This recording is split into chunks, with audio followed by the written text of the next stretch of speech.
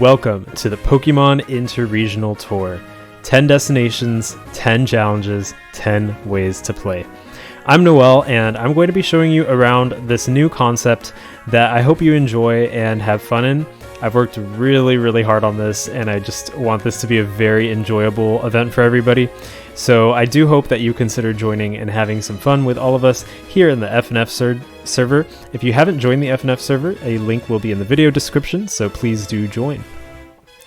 Alright, so Pokemon Interregional Tour, what is it? I did release a trailer before, but it was kind of vague, so I'm going to go into it a little bit more. The idea behind Pokemon Interregional Tour is that we're going to be visiting different locations in the Pokemon region. It's going to be kind of immersive.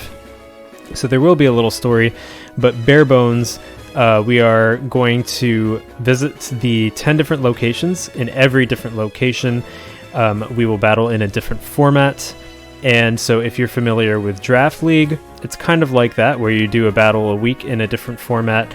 That's how it's different from Draft League, because the format will be different and we won't be drafting, since different Pokemon will be available in all of these unique formats. So that's the bare bones of it. If you don't want to do anything else with the event and you just want to do that, that's fine. That's something that everybody will do baseline, but there's so much more to this event as well. So I hope that you enjoy it and follow me through this little tour that we're going to do. So let's hop onto the doc, which I'll also make available in the video description. And I'm going to leak the first location and battle format for this event to show you how we're going to do stuff. So this is the rules page. We will go over this, but first let's jump right into the first format.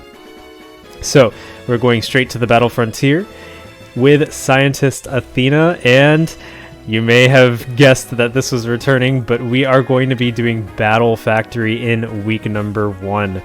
This Battle Factory is going to be unique from Battle Factory how it's usually run, because it will be all tier Battle Factory, not just tier 5. Of course, there will be some balancing to make sure that everybody has a fair shot with the teams that they get, and of course the lower tiers will get some pretty fire sets that can compete with those higher tiers, so don't worry about that.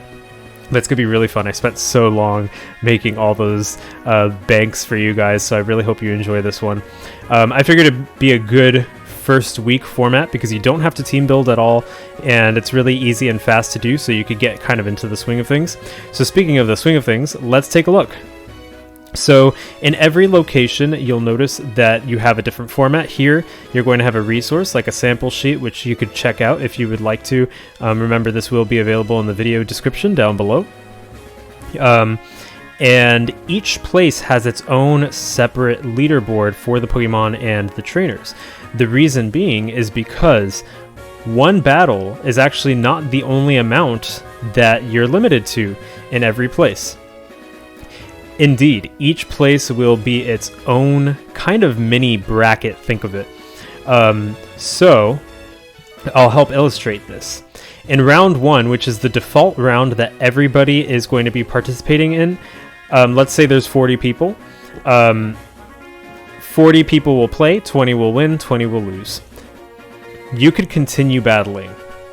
So in round 2, 20 people will be eligible, because once you lose, that's it. You can't battle anymore in that location. So 20 people will be eligible in round 2 to battle, and then 10 will advance to round 3. In round 3, the winners will receive their badge. So you see under badge it says 5. 5 people will be eligible to win a badge, and the badge is not only for prestige, because it will display on your profile, but it also, if you get the badge, you are allowed to challenge the local leader. So in this case, you will be challenging Scientist Athena herself to a Battle Factory battle. And if you win, you'll actually be able to be a local leader in the next Pokemon Interregional Tour. So hopefully that's something to look forward to. Again, the additional battles are all optional, so if you don't want to do round 2, 3, 4, etc., you don't have to do that. Keep in note, though, that each place has their own leaderboard, so you can strive to top the leaderboard in one place, for example, And then there's also an overall standings, and this overall standings is going to show the combined score. The trainers will be listed by win count. So if you play, let's say 30 battles and you've lost a lot of them, but you've won quite a bit, let's say you're going, I don't know, 20-10, 20 wins, 10 losses, that is better than someone who has played 19 and won all of them, but lost none of them. So I'm not looking at the ratio of your wins and losses. I'm looking at how many wins you've accumulated in general, and that's going to determine who the top ranked people are overall in this format.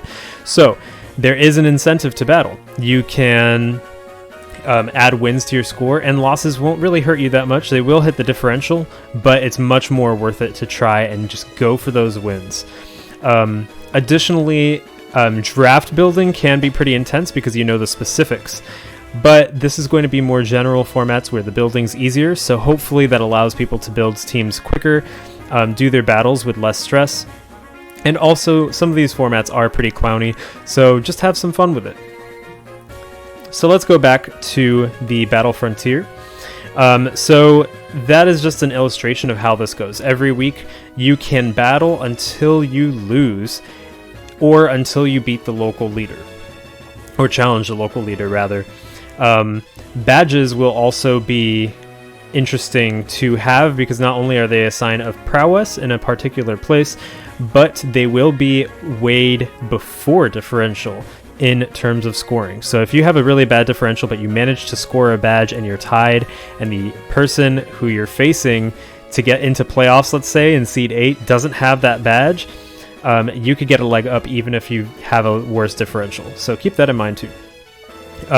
Every trainer will have their own profile, and it's going to look pretty nice, something like this. So it'll show your record, it'll show your badges, it'll show your differential. It'll have nice little pictures of the badges too, which I like a little badge showcase. And it'll show every person you've faced and the score you faced against them. So it'll be a pretty nice little overall profile looking into you, and every single trainer will have one of these. Before we move on, I'm going to put on the National Park music because I like it a lot. Going a little more down tempo here. So let's go back into that dock. Notice that there's also a little section called Shop. And this section is basically items, and these items are meant to help you out or edit some information that you may have. I encourage people to consult other people for team building help and for practice, but a lot of these items will be giving you some information, advice, team building help, practice. You'll see as you unlock the different items when we go to different places. And this will be very top quality. I do have some mentors that are helping me, co-organizers, as well as myself, who will be providing this. So this season, I will not be giving any team building or battle help to people who don't use items, just because if I do, I think I'll just have too much on my plate. So items were kind of like a way to balance that and to let people ask for help when they really need it. And this first item you see here, the battle documents, they're actually pretty useful. I've summarized about each format and given you kind of some tips in those, so if you want to use those, you could use those for any format, not just Battle Factory. So another thing to take into consideration with this is that you have to do a battle each week, but if you want to do those round 2 and round 3 battles, you could do them whenever you want. You don't have to do them in the original week, because I know that it's a lot to ask to do multiple battles in just a limited period of time. So the week will officially end on Sunday, and then Monday and Tuesday will actually be days where I kind of have that wiggle room for you to do any extra battles, but you could do them anytime after that. Only round 1 battles must be completed each week. So that's the gist of this. like I said, you could play however you desire. If you want to try something new and some clowny stuff, go ahead.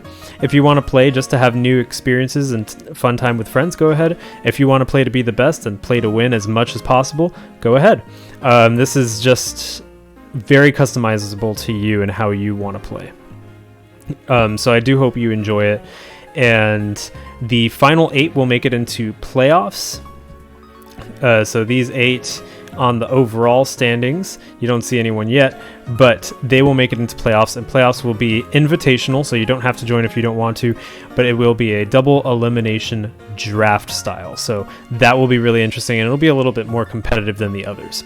The winner of playoffs and also the regular season, I am looking into physical prizes for people because I really want to celebrate and give you a physical memento of your participation in this event. It's a pretty important event to me. I've spent a lot of time, like I said, on it, so I really do hope you enjoy it. So that's something to look forward to as well. You also get the clout on the server, of course, your own little role. And yeah, so let's take a look at some other parts of the doc. Gonna change that music one more time. All right, so of course these are the trainer little portraits. You won't see these yet because nobody has applied and signed up yet, but applications will open after this. All battles listed here, of course. Items will be listed here. Here are all the tiers. That'll be useful later. And then you get to see all the different formats here. You might be wondering, who is the local leader? Well, there will be some story as you go through the different places. Every place will have its own chapter, and every little chapter will just be a little exploration into the place itself, the local leader, or the background lore. Your guide through this is going to be Captain O, who is the I'll show you. He is the one in the front with the white suit and hat. So Captain O is going to be the guide, and part of the story will be unlocking why Captain O decided to do this tour. And also you're going to be traveling with Emilio as well. He is going to be the pilot for this too. So he is going to lead puzzles. So during the story, it will be released weekly as weekly recaps. So I'll go over everybody's progress during that week, how that format turned out, who got any badges, were any local leaders taken down or defeated, were any items really popular. And then it'll go into the story function, which will be a little, probably like 5-minute visual novel story that contributes to the overall story. So I do want to make it very immersive. I want it to feel like you're participating in this as well. And then finally, Emilio, he is not a Pokemon trainer yet, but he wants to learn how to be a Pokemon trainer. So he's studying, and he is going to ask a puzzle every single week on the video. And you could answer in the comments to see if you can get the most points in the puzzle corner. So the puzzle corner is going to be a little like create a counter for this Pokemon, and the Pokemon that is mentioned will be one of the top performing Pokemons from the previous week in that format. So it'll be a little fun, cool thing too to test your knowledge and see how creative you could get with counters and sets, as well as kind of boosting the videos so we get even more people to join us in this tour and contribute to the communities, because the more comments a video has, the more it's easily shared and found. So that'll be a fun little thing too. We also have matchups, the Pokemon data, of course, the Pokédex if you need it, and the info is just for me, so you don't have to check that out. So finally, let's take a look at those rules. Pretty much it's just what I've said so far. It's going to be recapped here, so if you want to see that, it's all here. The structure is basically what I said. I don't know if I mentioned that playoffs will be double elimination best of 3, but they will be. And it'll be traditional draft, just like Victory Road. So that's there. And if you have any questions, of course, you could ask. Scheduling, very important. I want people to schedule really well for this because the battle system is different. So I will be a little bit stricter on scheduling, asking people to at least schedule by Friday. They don't have to have their matches done, but I do want them to at least schedule by Friday. And then remember, Sunday is the deadline. So really important, just overall for battling, the standard rules that are going to be present in every single format, unless I say otherwise, is Gen 7 Ubers. You have to validate your teams with me, so you could just send your team to me privately through a DM, and I'll just make sure that it's valid for the format. These band abilities: Moody, Power Construct, Battle Bond on Greninja, Protean on Greninja, Speed Boost on Blaziken, and Shadow Tag on Gothitelle. And then all banned Pokemon will be listed in the tiers. Chromonium Z is banned, and Baton Pass is banned as well. So the tiers, you see 1, 2, 3, 4, 5, 6, Mega Tier 1, 2, and 3, and then the banned Pokemon will be listed here. You can't use those under any circumstances unless otherwise specified. So that's the baseline.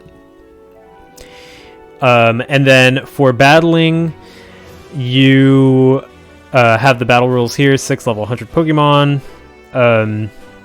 No stalling intentionally by not selecting a move. Stall playstyle is fine though.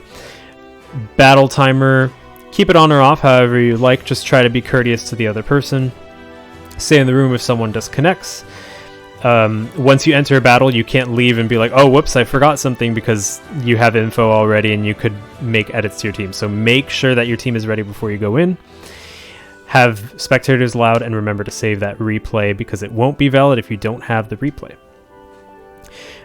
Just really, really important. I want to make a point that sportsmanship is the most important thing. I don't care how good you are. I don't care how much you know or how little you know.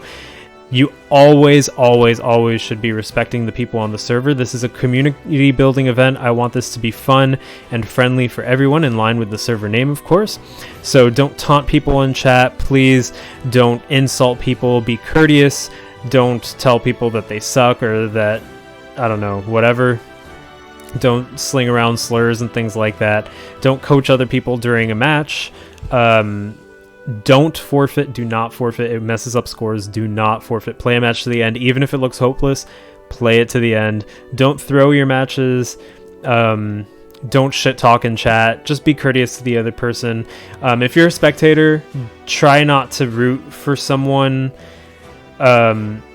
I mean, you can if you want to, but if there's like 3 people rooting for one person, the other person just won't feel very good, especially if you're adding a bunch of commentary. So remember, we're all friends here, and we should all want to see each other perform well and do well. And definitely don't root against someone. Duh. that would be pretty mean. There are different rules for playoffs, so make sure that you know that. Certain places need Mega Evolution before attacking, only Battle Frontier and Fuchsia City. And yeah, you could see all of these rules here. If you don't follow the rules, I will be talking to you and probably removing you from the event. So just remember, be nice to everybody. Be kind. Don't be an asshole, basically.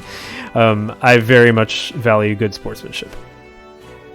All right, you can also see some information about the items. One thing to note, you start with 10 MP, that's mileage points. Every week you participate, you get 2 MP, so a total of 30 MP, and the items are just there to help you. They're not going to be super game-breaking or anything, but they will be there to assist you.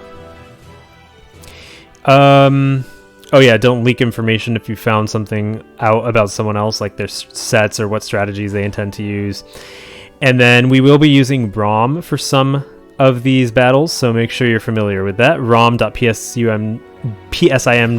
that's just a different showdown server. That's all. And then if you're interested in differential stuff, it's all down here in the MISC.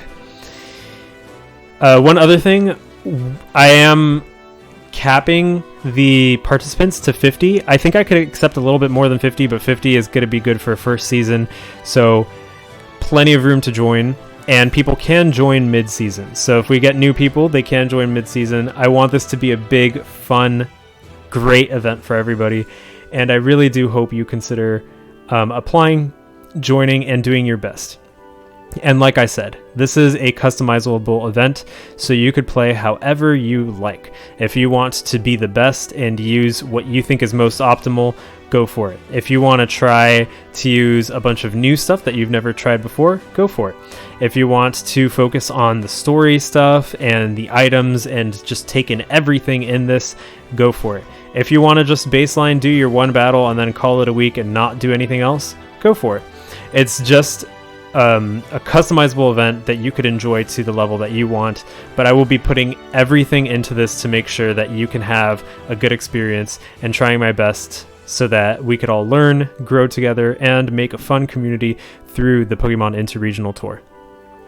So that's pretty much it. Thank you so much for tuning in for this video. It's a nice little introduction, but do make sure that you read those rules one more time, and if you have any questions, please let me know.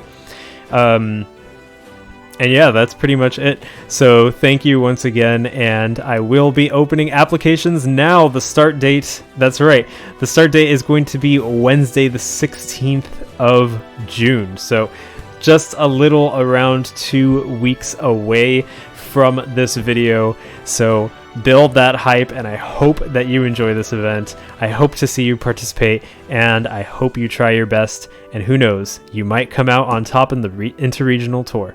At the very least, I want you to learn something new, make new friends, and just enjoy yourself. So thank you once again. This is Noel, and I'll see you in the tour.